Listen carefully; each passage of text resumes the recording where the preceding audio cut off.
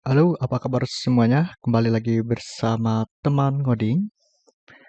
Sekarang kita akan membahas yaitu pengenalan dasar React.js. Sekarang kita akan membahas yaitu di sisi front end-nya kita akan mengulas dari part 1 sampai part berikutnya. Nanti kita akan membahas React.js ya. Kita akan mengulas dan mengupas dan sekaligus mempraktikkan dari front end ini yang populer pada tahun ini, itu penggunaannya menggunakan React.js untuk di sisi front end. Sebelum teman-teman semua lanjutkan, teman-teman semua bisa berkunjung di temanngoding.com atau YouTube di Teman Ngoding. Oke, lanjutkan. Untuk saat ini perkembangan JavaScript untuk front-end semakin berkembang dan semakin banyak library yang ada untuk meningkatkan kualitas dari front-end semakin baik. Kita lihat di sini, di sisi grafik dari popularitas dari profesional developers menunjukkan bahwa saat ini React.js itu penggunanya sangat banyak, Yang kedua adalah jQuery ya. jQuery mungkin teman-teman semua sudah familiar ya menggunakan jQuery untuk di penggunaan dari profesional developersnya. Saat ini dari banyak library UI yang populer React.js urutan pertama di tahun 2022 dari segi popularitas ya. Jadi kita lihat di sini pada tahun 2022 React.js itu menepati 40,14% penggunanya. Sekarang ini eranya React.js merajai untuk para developer front-end. Apa itu React.js? Ini React.js adalah library JavaScript deklaratif, efisien, dan fleksibel untuk membangun komponen UI yang dapat digunakan kembali. Ini adalah library berbasis komponen open source yang bertanggung jawab untuk UI aplikasi. Mungkin teman-teman biasanya ada juga dari sebagian developer menyebutnya adalah framework ya. Framework front end dari React.js itu mau framework apa mau library itu gimana definisikannya ya. Silakan saja. Yang penting React.js itu khusus untuk fokus di bagian front end. Ini awalnya dikembangkan dan dikelola oleh Facebook. Ini pertama kalinya oleh Facebook dan kemudian digunakan dalam produk-produknya seperti WhatsApp dan Instagram. Sekarang di sini menggunakan React.js. Mungkin teman-teman semua beranggapan bahwa React.js merupakan framework, padahal React.js itu melainkan hanya sebuah library untuk membuat UI ya. React.js itu adalah library ya teman-teman ya. Selanjutnya adalah sejarah React.js. React.js adalah sebuah pustaka JavaScript yang dibuat oleh Facebook. Ya, ini resmi dirilis pada tahun 2013. React.js dibuat oleh Jordan Wolf. React.js ini telah menjadi salah satu pustaka UI terpenting dalam JavaScript dan telah digunakan oleh Facebook, Instagram, Netflix, Spotify, Medium, hingga Twitter. React telah mengubah cara Anda membangun antarmuka UI. Kebanyakan orang menyebut React.js sebuah framework. Secara teknis, React.js bukanlah sebuah framework, melainkan sebuah library ya. Tadi udah kita bahas sebelumnya. Jadi React.js itu ada di tahun 2013 ya. Dan React.js ini bukan framework MVC. React.js bersifat Composable User Interface yang berarti pengguna bisa membuat berbagai UI dan nantinya bisa dibagi dalam beberapa komponen dan juga bersifat reusable komponen. Jadi tidak berbentuk MVC ya teman-teman ya.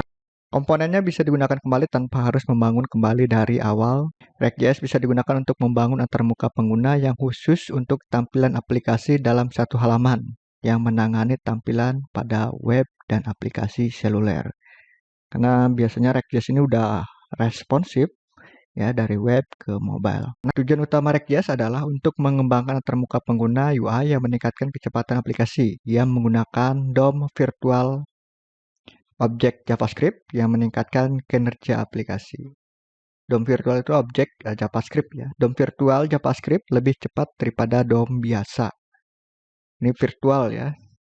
Kita dapat menggunakan RxJS di sisi klien dan server dengan kerangka kerja lainnya. Ini menggunakan komponen dan pola data yang meningkatkan keterbacaan dan membantu memelihara aplikasi yang lebih besar. Jadi RxJS itu akan memelihara aplikasi yang besar dan dapat digunakan di klien maupun server. Apa itu DOM? Ya, adalah objek yang dibuat oleh browser setiap kali halaman web dimuat. Ini secara dinamis menambahkan atau menghapus data di bagian belakang, dan ketika ada modifikasi yang dilakukan, maka setiap kali DOM baru dibuat untuk halaman yang sama, pembuat DOM yang berulang ini membuat pemborosan memori yang tidak perlu dan mengurangi kinerja aplikasi. Kalau DOM itu akan menghamburkan memori. Jadi jangan pemborosan memori. Jadi kinerja kurang maksimal. RxJS masih menggunakan aliran data tradisional yang sama, tetapi tidak langsung beroperasi pada dokumen objek model atau DOM. Browser secara langsung sebagai gantinya ia beroperasi pada DOM virtual, artinya alih-alih manipulasi dokumen di browser setelah perubahan pada data, ini menyelesaikan perubahan pada DOM yang dibuat dan dijalankan sepenuhnya di memori. Jadi ketika ada update langsung akan terupdate di browsernya ya, secara live, secara virtual gitu. Karena itu ketika itu menulis komponen React, kita tidak menulis langsung ke DOM, sebagai gantinya kita menulis komponen virtual beraksi akan berubah menjadi DOM. Jadi langsung berubah menjadi DOM atau DOM.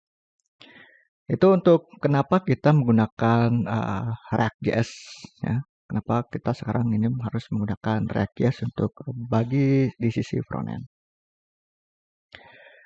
Persiapan untuk belajar React.js, teman-teman harus menyiapkan beberapa aplikasi ya. Yang pertama web browser. Ya, ini web browser itu wajib ya, teman-teman bisa menggunakan Chrome, Firefox. Nah, ya, terserah teman-teman. Yang kedua adalah text editor. Ini rekomendasi di sini saya menggunakan VS Code ya untuk bagian codingnya nanti kita praktikkan. Terus yang selanjutnya adalah Node.js dan npm.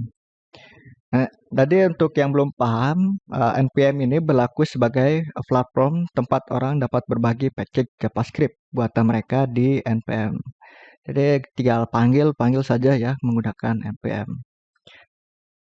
Ini seperti adalah sebuah repository ya, sebuah repository yang bisa dipanggil oleh orang lain ya. Ketika kita menggunakan membuat JavaScript, kode JavaScript, package JavaScript nanti bisa dipanggil oleh orang lain menggunakan npm, atau teman-teman bisa ditempatkan di GitHub, nanti di share menggunakan npm juga bisa. Untuk proses instalasi Node.js dan npm, teman-teman semua bisa pelajari yang saya linknya di yang saya tulis di bawah di sini ya. Ini ada npmjs.com. Di sini udah download npmjs ya. Silakan teman-teman semua instalasi di PC-nya masing-masing. Ya, terima kasih banyak untuk tutorial pertama ini untuk part 1 bersama teman ngoding. Semoga teman-teman semua sukses selalu. Salam sukses.